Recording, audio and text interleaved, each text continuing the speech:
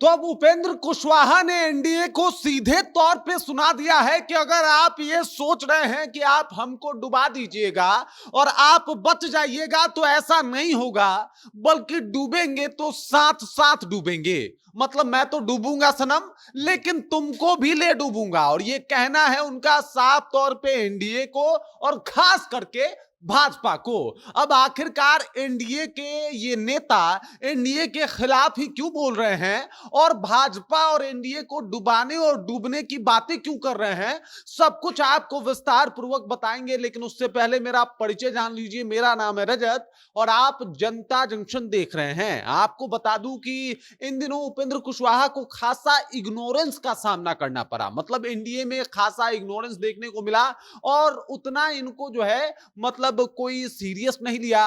और इसको लेके उपेंद्र कुशवाहा कहीं ना कहीं नाराज थे। लेकिन उनकी नाराजगी तब फूट पड़ी जब आपको बता दूं कि रोहतास के विक्रमगंज में पहुंचे थे नरेंद्र मोदी। और नरेंद्र मोदी वहां पहुंचने के बाद तमाम दलों का नाम तो ले रहे थे, तमाम दलों की बातें भी हो रही थी, लेकिन उपेंद्र कुशवाहा के ऊपर एक एक भी टिप्पणी नहीं आई। और उसके बाद उपेंद्र कुशवाहा को पता लग गया कि भाई साहब इनके साथ गलत हो सकता है। मतलब क्या इनको ये लोग सीरियस नहीं ले रहे और इस वजह से टिकट बंटवारे के टाइम में इनको ज्यादा सीरियस नहीं लिया जाएगा और कम से कम सीटें देने का जो है वो प्रयास किया जाएगा। इसको लेके उपेंद्र कुशवाहा खुद ही भड़क गए और कह दिया कि भाई साहब अगर आप ये सोच रहे हैं, ठीक उसी जगह यानी रोहतास के विक्रमगंज में ही जाके इनका ऐलान भी होता है कि अगर आप ये सोच रहे हैं कि हमको डुबा दीजिएगा तो हम लोग तो एक ही नाव पे सवार हैं ना, हम डूबेंगे तो आपको भी डुबाएंगे। और ये सीधे तौर पे वो धमकी मान लीजिए या फिर तीखी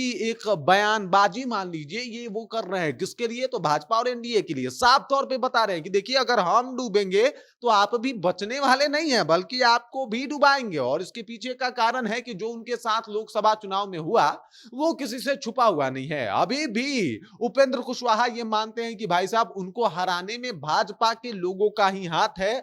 कुछ नेता ने जानबूझ के वहां से पवन सिंह को खड़ा करवाया, जिसका परिणाम ये रहा कि ये चुनाव हार गए। और इन्होंने ये भी कहा, इस बात में जिक्र भी किया कि शाहाबाद का पूरा समीकरण में उलटफेर हो गया। इसके पीछे का कारण ही यही था कि भाई साहब एकदम से एनडीए की तरफ से एक एनडीए का प्रत्याशी निर्दलीय लड़ जाता है और उसका परिणाम ये होता है कि हम तो चुनाव हारते ही हैं, लेकिन शाहाबाद में पूरे क्षेत्र में इसका असर देखने को मिलता है और ये असर आगे भी देखने को मिलेगा। इन्होंने साफ तौर पे कहा कि जिस तर्ज पे टिकट बंटवारा 2024 के लोकसभा चुनाव में हुआ था उस तर्ज पे तो इस बार टिकट बंटवारा नहीं होगा। मतलब साफ तौर पे है कि एक तरफ से दबाव भी बना रहे हैं और दूसरी तरफ से ये भी बताने का प्रयास कर रहे हैं कि भाई साहब हमारा भी पावर समझिए।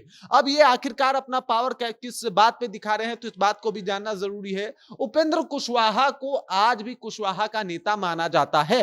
हालांकि आपको बता दूं कि सम्राट चौधरी के आने के बाद इनका प्रभाव कुशवाहा वोटरों के ऊपर से थोड़ा कम पड़ा है, लेकिन अभी भी इतना प्रभाव तो जरूर है कि शाहाबाद जैसे क्षेत्रों में भी एकदम से अगर इनके ऊपर बात आएगी तो बाकी कुशवाहा बागी होके अपने अपने कैंडिडेट को चुनना शुरू कर देंगे। और यही परिणाम रहा था कि 4-5 सीटों पे जो है वो एनडीए को भारी नुकसान का सामना करना पड़ा था।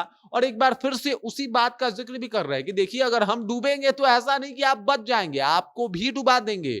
मतलब 5 सीटों पे अगर लोकसभा सीटों पे प्रभाव डाला है तो 10-20 सीटों पे विधानसभा सीटों पे भी प्रभाव डाल सकते हैं। और 10-20 सीट तो भाई बहुत बड़ा मार्जिन होता है। अगर ये मार्जिन आ गया तो आप चुनाव हार जाएंगे, तेजस्वी मुख्यमंत्री बन जाएंगे। सीधे तौर पे चेता दिया और बता दिया कि इस बार विधानसभा का बंटवारा बड़े ही अच्छे ढंग से करना पड़ेगा, नहीं तो विचार कर लीजिए कि हम आपके साथ क्या करेंगे। दरअसल पवन सिंह वाली नाराजगी अभी मिटी नहीं है और जिस तरीके से उनको इग्नोर किया गया एनडीए के द्वारा, वो नाराजगी, वो कहा जाता है ना कि आग में घी डालने का काम, बिल्कुल वही किया, आग में घी डालने का काम। और अब उपेंद्र कुशवाहा से भी चुप नहीं रहा गया, वो साफ तौर पे तीखी बयानबाजी देते हुए खड़ी खड़ी सुनाते हुए नजर आए एनडीए को। वाकई इस खबर, इस जानकारी को लेकर और जिस तरीके से एनडीए को वो आरे हाथ लिए, जिस तरीके से एनडीए के ऊपर बरसे, इस बात को लेकर आप क्या सोचते हैं? आपके जहन में क्या कुछ चल रहा है? कृपया कमेंट कीजिए और अपना विचार हम तक पहुंचा दीजिए। बाकी आप देख रहे हैं जनता जंक्शन और मेरा नाम रजत है।